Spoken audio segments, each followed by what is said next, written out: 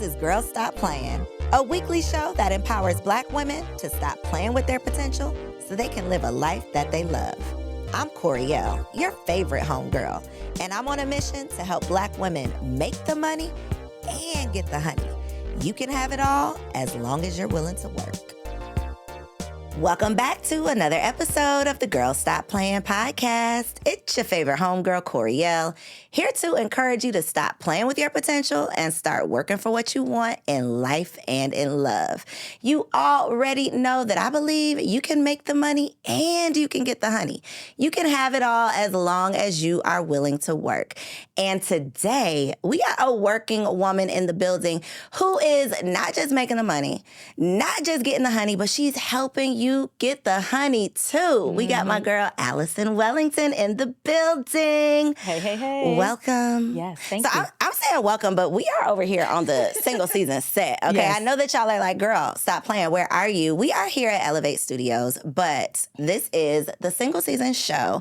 I'm just kind of turning the tables on you because as the dating and relationship expert, I feel like the people need to put some respect on your name, okay? So y'all know Allison hosts the Single Season podcast, which is all about helping single women learn how they can be more successful in relationships and dating.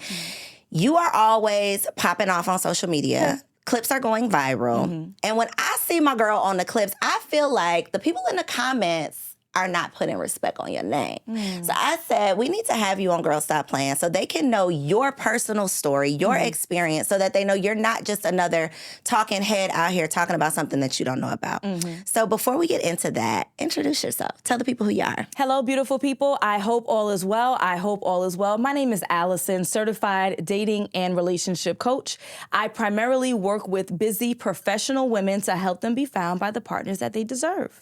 That is, so I want to talk about you being found by the partner you deserve. Yes. Okay? Because you are kind of private. You're like publicly private with your personal life, probably for good reason because the people be all in the business and getting messy. But with what you do, I think that people are probably curious about your own dating, relationship, marriage. So tell us a little bit about your dating story. Like, how old were you when you got married? How did y'all meet? What is that story like? Because I think people are kind of curious. Yes, absolutely. So this is going to sound a little bit like a fairy tale. We met when we were 18. And then that sounds like, okay, well, Allison, who are you to be telling us in our 30s and 40s and so on? But yes, we did meet when we were 18. We dated briefly when we were 18. However, we separated thereafter. So he went off to college. He went cross country.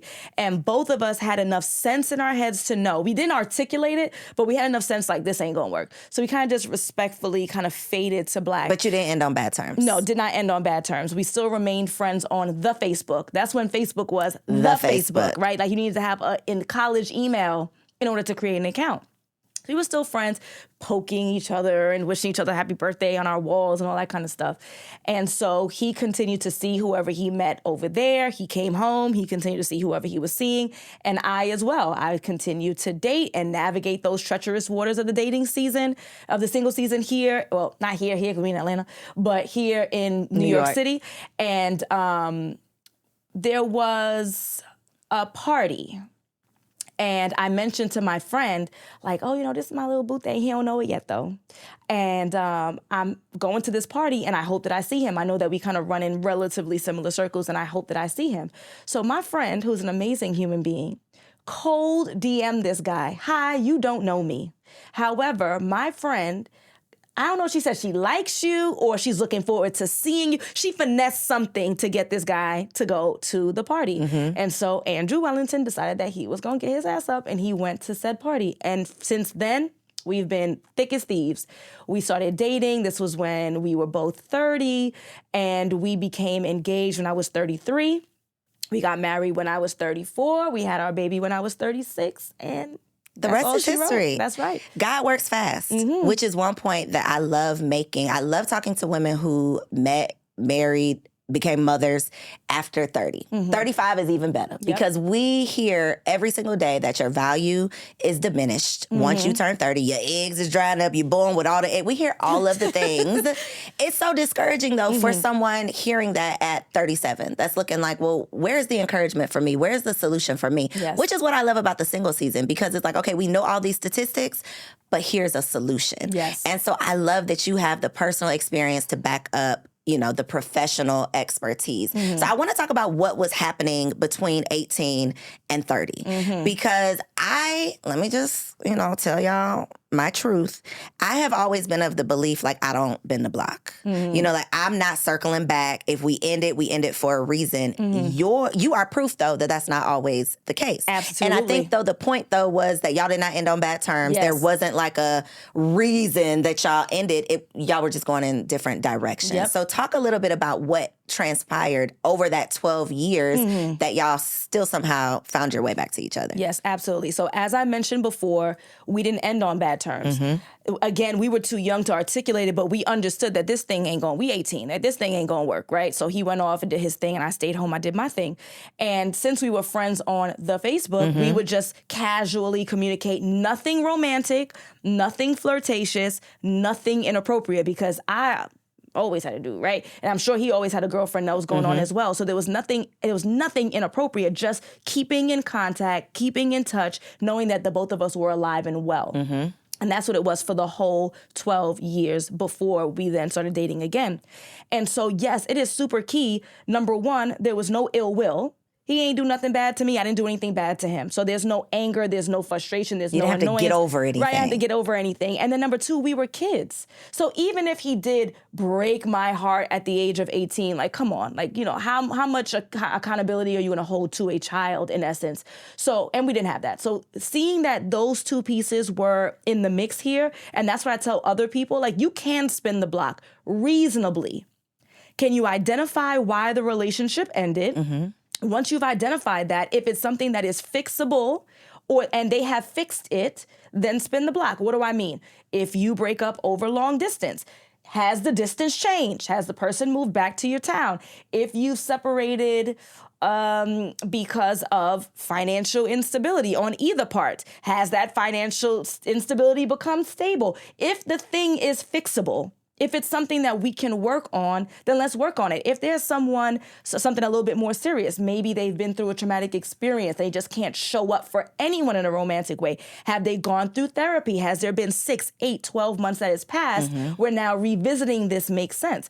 But you can spin the block under very specific circumstances. Very specific circumstances. I think knowing yourself, self-awareness is super important because a lot of times I think the spinning the block, which is why I have a problem with it, comes from like settling. Like, I don't really want to start all over again. I don't want to have to meet somebody again. I don't want to have sex with another person. So let me just slip back into what I call like your settling season, where everybody else around you looks like they're getting into relationships. Everybody else having babies, getting married. So I'm going to just take whoever I can get. I'm going to just go back to my DMs. I'm going to just slide back through my Rolodex and see who was the last person that sent me a good morning, big head message. And I'm going to respond. And I think a lot of times we find ourselves in situations that are undeserving of us because we just got desperate. Like, we just got tired of being tired. And so I want to know from you, where were you relationally? Like, had you been single for a while before 30? Had you been in a relationship? Like, where were you when you decided, okay, this is about to be my bae? Like, I want to see him at this party. Like, where were you? Oh, it was back to back. Okay. That means I keep somebody. It was back to back. Okay. It was a back to back. Okay. And even when I say that, the gentleman that I was seeing before was long distance. So it wasn't sexually back to back, but it was still emotionally tied back to back. So there was always someone in position. Yeah. Got you. Yep. And that can be a trauma response. We could talk another episode about that and why, but I'm just answering the question at hand. So I was seeing someone and he either was unwilling or unable to commit in the way that I desire. So he was willing to say, Allison is my girlfriend, but that's just scratches the surface. Like, if somebody's not willing to say those very simple words, then we can't even. What are we doing here? What are we doing here, right? But I was looking for more. Like, all right, we're pushing 30. We don't have a savings account together. You don't want to open one with me? You don't want to buy a house? You don't want to get engaged? Are these real conversations or thoughts in your head? Oh, no, real. Real conversations. Put it out there for the people, because a lot of people, those are thoughts in your head, but you are not actually saying that. Oh, no. I was proactively asking, when are we after year 2? And I don't think that that's an unreasonable conversation. Absolutely not. You're 28 years old. We can both agree to put some money in a savings account. I'm not saying that we're going to combine our finances. This is a wedding fund. Right. You know, are we going to save towards something? Are we going to purchase a home? Like, I'm renting here. He wasn't renting there, but he was living in another country, right? So you're doing whatever you're doing in your country. Like, come on, son. Like, we got to do something.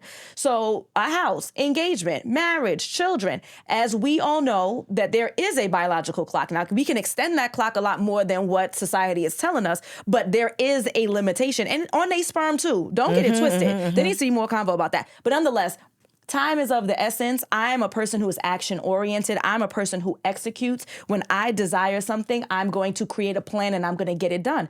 The plan is I want to have a 2-parent household in the institution of marriage, raising beautiful, amazing children who are going to impact society. And you ain't trying to do none of the foundational work in order to get there, other than I'm cute, you cute, we should be cute together. And so this ain't gonna work. And that's why I had to wrap it up. At what point did you become a dating and relationship coach? So I started the coursework, because I have a master's degree in counseling. But Respect on her name. All right. But I started the coursework to become a certified coach 2020. So you're already married? Yeah, I was engaged. Got you. It was May of 2020, and I was getting married August of 2020, so I was engaged. What was your motivation? What said to you? Because you had already pretty much sealed the deal at this point. You're already engaged. You are already on the path that you want to be on. What in your mind said, okay, now I need to help other people get on this path too? Right. So with my background in education, because my bachelor's degree is in education, I have already seen, relatively speaking, what it looks like for children who are coming from a single household versus children who are coming from a 2-parent household where they're married and happy.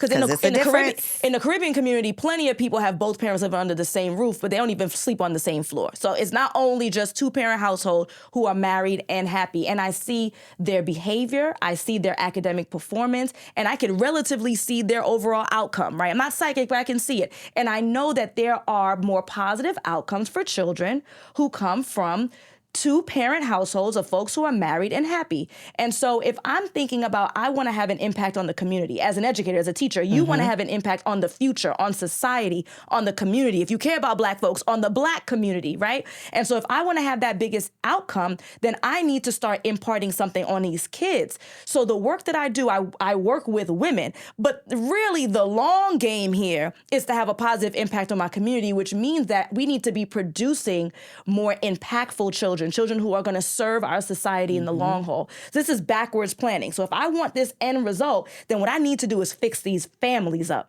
I need to be helping to create families. I need to be fixing these households up so that we can have the long game. Make sense? Absolutely. And I love that you brought it all together and made it make sense, because there are so many conversations online that are divisive conversations that are, I just have this opinion. Let me pick up a microphone and start this podcast and put it out there. But it's not solution-based. And that is my problem. It's like we can talk about it all day long, but when are we going to start talking about the solutions? Instead of beating women over the head, telling them all of the laundry list of things you're doing wrong, okay, but what can we start doing right? Like let's start having some solution-based conversations. So one of the things that you mentioned that I think is key with the successful woman, which is the woman that we're talking to, right? Because the type of woman that even listens to a personal development podcast like this is a woman that's investing in herself. It's a woman who knows that she wants better. If you're listening to Girl Stop Playin', it's because you trying to stop playing. Like, that's what you're here for. So y'all are the type of women who take fast action, just like you just said. Like, I'm an action-oriented woman. If I want something, I know what I want, and I'm going to figure out what I need to do to get it, whether that's hiring a coach, taking a class. The women who I know that are tuned in, you, that are single as hell, but you don't want to be. You're successful in every other area of your life. You can get it together. You can hire a coach. You can do all the things. Based on your experience with the women that you're working with, what is the disconnect between this high-achieving woman who's got it together and she can take action and she can hire a coach, she can invest in herself, but she's single as shit? What is the problem? Fear. They're afraid to fail. So women like you and I, action-oriented women, we were also action-oriented girls. We did well in school without much effort. We were the social butterflies. We were popular. We did well in college without even having to study. We knew exactly what career we wanted and we pursued that. And when we decided that education wasn't it, we instituted something from new. there too. Right? Facts. We instituted that, and then now that's blowing up everywhere, right? And so we've always been easily successful. It's always been a breeze. Like, we work hard, but it comes easy. It still comes easy. We still win. We continuously win. And when we lose, we then realize that was a loss for a bigger win. So now I'm doing something that's a little risky. Now this isn't only all about me and how much fortitude I have and how much effort I put in. It also, in part, depends on the pool and me learning how to navigate said pool. And that's not necessarily easy in 2023, 2024. And so the fear of failure is what then stops the practical stuff, which is, I want to be in a relationship, but I don't want to go outside, right? And that sounds so ridiculous, and that's normally my quick answer, right? You got to go outside. But why aren't they going? Because they're afraid that they're not going to meet the right people, because they're afraid that they're not going to say the right things, because they're afraid that they're not going to be approached, because they're afraid that they're not going to be desirable enough, right? I know I got to meet somebody, but I got to go into dating apps. But they're afraid to choose the wrong app and then choose the wrong guy, and then he takes advantage of her and takes all the stuff that she works so hard for. So the root of it all is fear. She is so used to winning that she does not want to lose. Don't want to lose. Oof. So when what I remember from when I was single and like in that position, like I know I want to be married. These niggas ain't shit. Like it's not working out for me. What do? I remember feeling like I'm just going to focus on what I am in control of, which is myself. It's this business. I can make this money. Like I know that I can make this happen. So I'm going to put all of my energy, all of my time, all of my attention here in this thing that I can control. I can't control this man. I can't make him act right. I can't make him do what I want him to do. I can't make him marry me. So I'm not even going to put any energy into that for fear of failure, to your point. So I'm going to just focus on what I can control. Women like us are control freaks. Like we want to know what's happening tomorrow. We want to be able to plan it. We want to dictate it. And love, you cannot plan. Relationship, you cannot be in charge of. These men, this alpha man that you say you want, you can't make him do what you want him to do. So that's uncomfortable for us. So I think that is a really good point, and probably an eye-opener for somebody, because if you ask that single, successful woman why she's single, she's not going to say, I'm afraid. She's not going to say, I'm too scared to go out and date. But let me tell you, they do have more control than they recognize. And so going back to that point of, well, I can pursue this degree, and look how successful I am with the degree, so I'm going to pursue that. Or I can make money, so I'm going to pursue that because I have full control. You really don't, though. Like, there is still someone who is at play who assisted you in that thing. You had the professor who liked you, and so they graded you just a little bit higher. You had somebody who was in the bursar who allowed you to register for a class late. You had somebody who took you under their wing in corporate America and who guided you or who was your mentor. So no man is an island. You really didn't do everything. Your parents allowed you to stay in this house while you went to school, which put you in a position to not have student loans later. Your daddy left you some money to buy a car. Like, you didn't do this whole thing by yourself. So if you take that same logic of, well, I am successful and I worked super hard to get here and I'm proud of what I did, but I really didn't do it all by myself, then take that same logic in, and I'm also going to be successful in dating by the efforts I put out, and I will get some help from the right partner that I choose. So the control is that you get to pick your partner. This ain't caste system India. Like, you lucky. You get to choose your guy. You get to go on dates. You get to field. You get to vet. You get to have your discernment. You just need to work on those skills first before you jump into that pool and then complain about the pee that's in it. That part. I think it's all your mindset, 100%. I think that if you operate with the mindset of there's no good men out here, the good men that are out here are gay, or they have kids already, or all of the things that we tell ourselves, this ratio in Atlanta, 26 women to 1 man, all of those are limiting beliefs that literally limit your outcome. And so when I took the pressure off of every man that I sit down with has to be my man, I am only dating for marriage. Like, if he doesn't say the right thing, I'm never going to start. When I took that pressure off and really decided that I'm going to take as much action and be as intentional with dating as I am with this business, as I am with all of these other professional things, I'm going to be as intentional with this personal thing. That's when I felt like things started to shift. When I shifted my mindset around my expectations, expectation, my willingness to do the work, put myself out there, stop using the excuse that I ain't got no time, because you find time for anything you truly want. Absolutely. But when we're so busy, we say we don't have time for that. Make it make sense. How? How is that going to make sense if you are not going to find time for this thing that you say that you desire? So from the clients that you are working with, what would you say are some mindset shifts, like the ones who are successful? Because you're posting engagement rings. If y'all are not following Allison, align with Allison on Instagram. You're always posting your client successes, right? What do you think is the difference between that woman that gets the end result versus that woman that's going to be in your program for the next 10 years? That's an excellent question. Well, first of all, I would like to imagine that if you're joining the program, you're serious. And so they be wasting their money. They don't necessarily be serious. So I was going to say that that people on a consultation, they'll say, "But what's your success rate?" I said, "That's an excellent question." I said, "It's 100% house way. 100% of the people who listen to me and do what I tell them to do will win.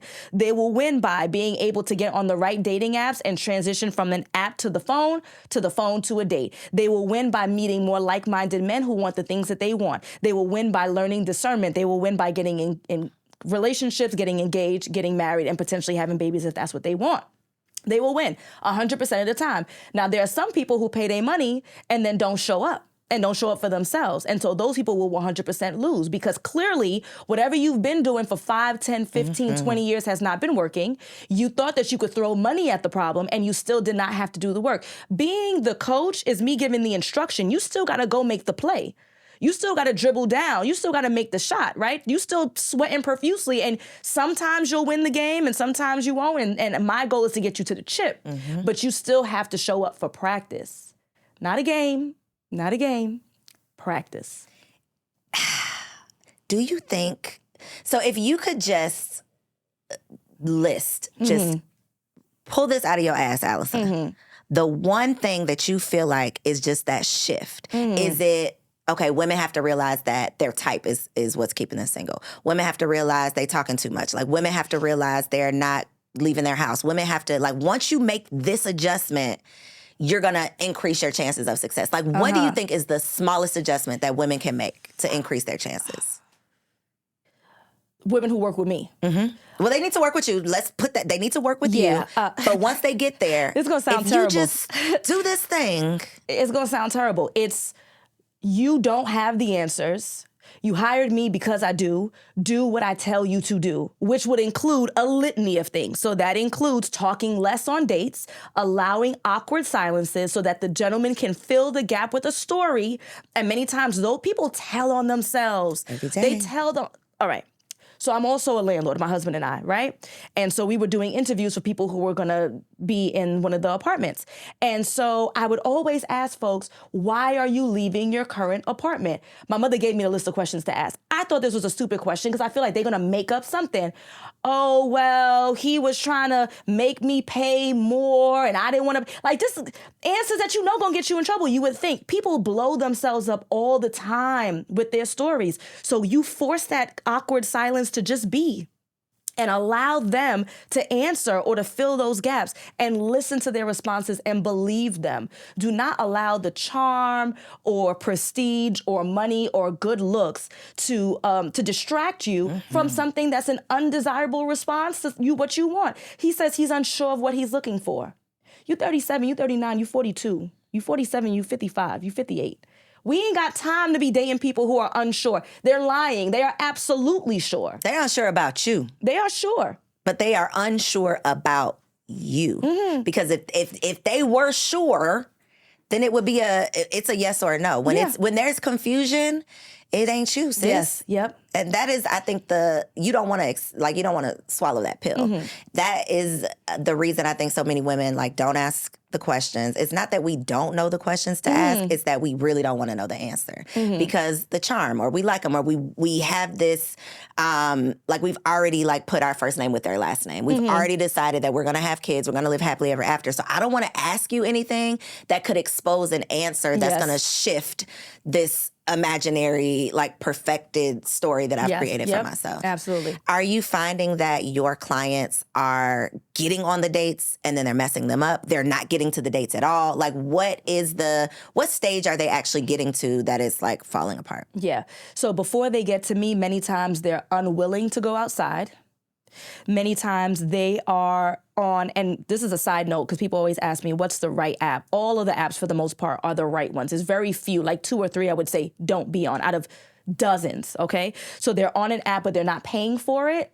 And so they're surprised that they can't put parameters in place to limit the amount of people that have access to you. So now you're wasting your time and you're increasing your frustration, dilly-dallying, talking to people who end up being 250 miles away, but your cheap ass ain't want to pay for the app, and then now you're surprised. They're not checking the apps every day. Mm-hmm. There are some apps where the messages expire. So then now you can't even reach out or respond to this gentleman because it already expired because you were wasting time. So a lot of it is like the kickoff where they're not even getting to a date. They're not even getting to a date. There's all of this riffraff that's wasting their time, that's increasing their frustration, not even putting themselves out there to get to a date. So one of the things that I've heard you say on your podcast that you have to say on my podcast, the dating app tips, because the way that you break down, so specific, y'all, when she answers this question, you're going to know why you need to pay her, okay? So on your app, on the app, what do you recommend? Just do the photos, because the way you break down the 6 photos, look there in that camera and tell them 6 photos. So if you are serious about navigating dating successfully, 2023, 2024, you're on a dating app, which you should be, you need to have at least 6 photos. 1, 2, 3, 4, 5, 6.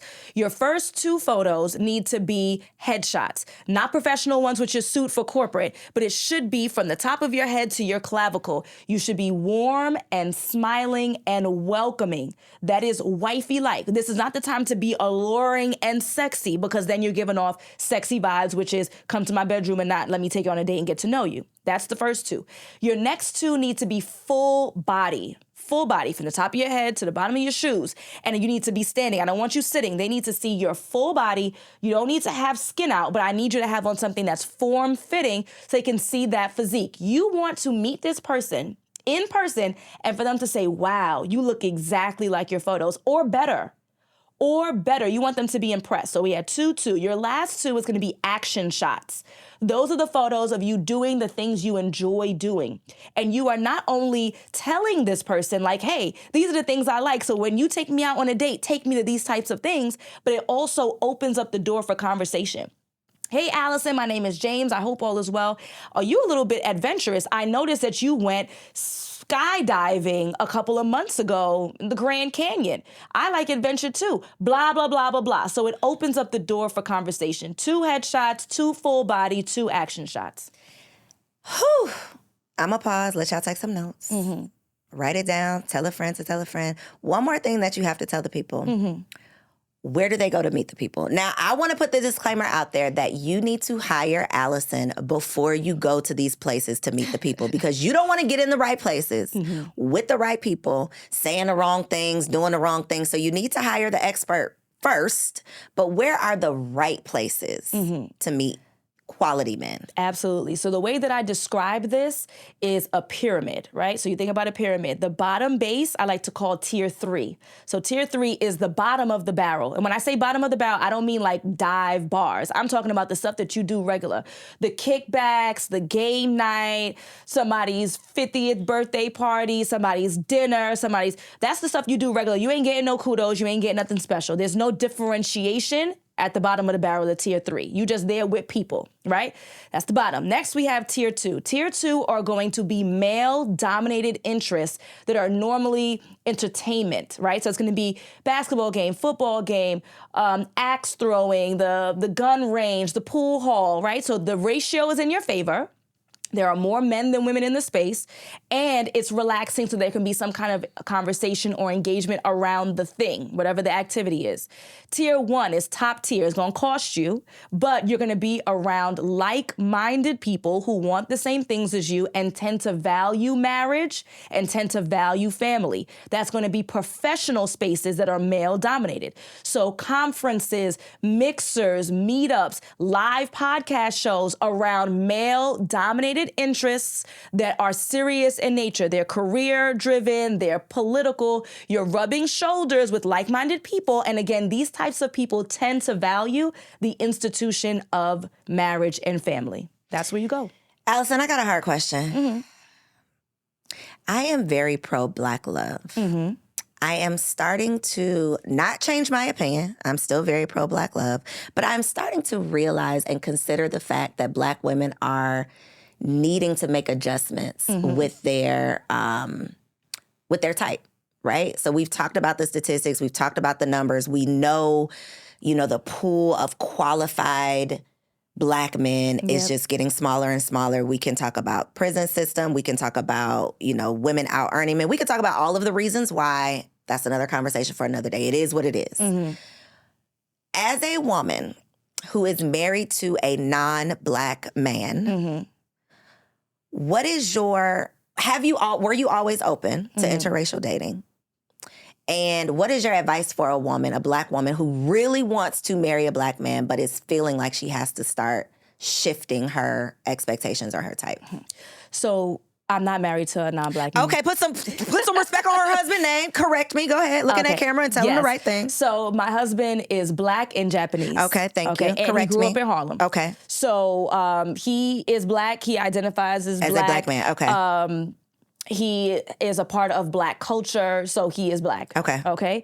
However, he is interracial. So his parents, right? So his father made a decision to marry his mother. They met military in Japan, and that's how they then made little Andrew. So, but I will say that I am still a proponent of interracial dating. Okay. I think that... Were you always? That's a good question. Well, my bachelor's degree is in history education, and I have a big-ass poster of Malcolm X in my house. So I would say that I wasn't... See, that be my thing. It's like, ooh, like, I'm open, but blackity black. So for the woman out there like that got the Malcolm X poster on her wall, but she's like, ooh, things is looking a little, I might have to reconsider. Right. I would say if you want to stick with it, I get it.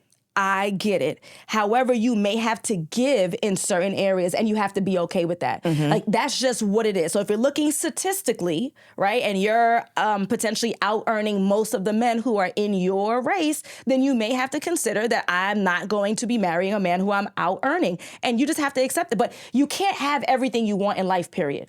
So if you're going to say I'm only dating Black, you can try to level up yourself to then attract the men who are what you're looking for. And if that's just not reasonable or realistic or whatever that might look like, then you may have to date or marry someone who doesn't earn as much as you or isn't formally educated. At the end of the day, you got to make a choice. So if it's like, nah, he got to be Black, period, then are you okay with him making $80K over 120? Are you okay with him potentially coming into this relationship with a child? Are you, any of the things and the standards that you've had before, you may have to adjust accordingly. Or you can open up your pool as everyone else is, right? Namely Black men, open up your pool and date others. Dating others doesn't mean that's who you're going to marry either.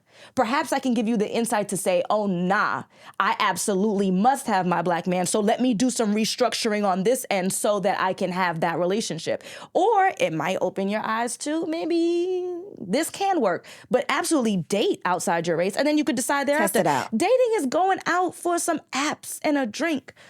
Maybe if you're the adventurous type, you want to go roller skating. It is not you signing your name on the dotted line and changing your last name. So we got to be more reasonable. Go out on the date with a Hispanic guy, because it ain't only Black and white. Go on a date with the Hispanic guy. Go on a date with the Asian guy. Try something different. And again, it may reinforce what you already knew, which is, nah, I'm good. I must have my Black man. Or it may open your eyes to say that maybe I should consider something else. I love that you said that you're going to have to give on something. Like it might be, I really, really like dark-skinned men, but here go this high yellow man that has stolen my heart. It might be, I thought I had to have an entrepreneur, but now I done found this corporate guy that you're going to have to be flexible. And I think that is I'm interviewing you, you're not interviewing me, but if you would ask me what I think is one of the biggest problems, that I think is one of the biggest problems, is not being flexible, not in any area. It's like, no, you got to be this height, you have to be this race, you have to earn this amount of money, no kids, you got to be living in this city. It's like the number of people who could actually qualify is so small that you are literally limiting yourself. And now you're wondering why, you mad, sad, lonely, and frustrated. Absolutely. And You're putting yourself in a box. Okay. Last thing I need for you to do for the woman who needs to be working with you. Okay. I want you to tell her what is your girl stop playing advice. So this is the sentence I want you to complete. If you really want a relationship, so girl stop playing. If you really want a relationship, and then fill in the blank. If you really want a relationship, girl, stop playing. Yeah. Girl, stop playing. If you really want a relationship, and then this is what you need to do. Aside from hiring Allison, alignwithallison.com. Yes. So if you're really serious about getting into the relationship that you desire, you first need to be clear on what you want, and then you become that thing. So somebody slick is going to say, because I already got it, well, I can't become 6'6", and I can't become chocolatey, and I can't become... Can you become the woman that man who is the most desirable man imaginable in our community, become that, right? So now the competition comes. So it may be hitting the gym. It may be working on the skin. It may be working on your feminine energy and how you present. It may be your fashion. It may be where you go. But first, you need to be clear on exactly what you're looking for, and then become that thing or complement to said thing. Girl, stop playing. Girl, stop playing. Look in this camera one more time. Let them know where they can watch the single season. And for the people who need more than just the podcast, like they need to be a client, let them know what it is that you actually provide and where they can get it. Yes. So the single season is my podcast that is produced and distributed through Grown Women TV. Woo, woo, woo. So you need to go to Grown Women TV on our YouTube or our website in order to watch it and engage. But if you've been YouTubing, and it doesn't have to be only me, if you've been on Instagram, it don't have to be me. If you've been journaling and trying to figure out a resolution, and we're at 2 years, 3 years, 4 years, 5 years, 7 years plus years, you have to do something different to get a different result. Now, I know that Cole's been plugging me, but it doesn't have to be me, but do something different. Hire somebody, like you've hired somebody to do your lashes because you can't do them. You hire somebody to clean your house because you ain't got the time for it. Hire someone who you believe in, who's doing the work, who's in the trenches, who has the testimonials to back up that what they are doing, it's a working system, a proven system, and hire that person and then show up for yourself. You got to do something different to get a different result. alignwithallison.com. If y'all don't have the Roku app, girl, stop playing. Make sure you grab it so that you can stream all 8 of our amazing podcasts. Check us out online at grownwomantv.com, and I'll catch you on the next episode. So if you made it this far, I just know you loved that episode. Well, what you did not know is that we recorded it right here in ATL at Elevate Studios. Yes, your girl has her own studio, y'all, and it's not just for me.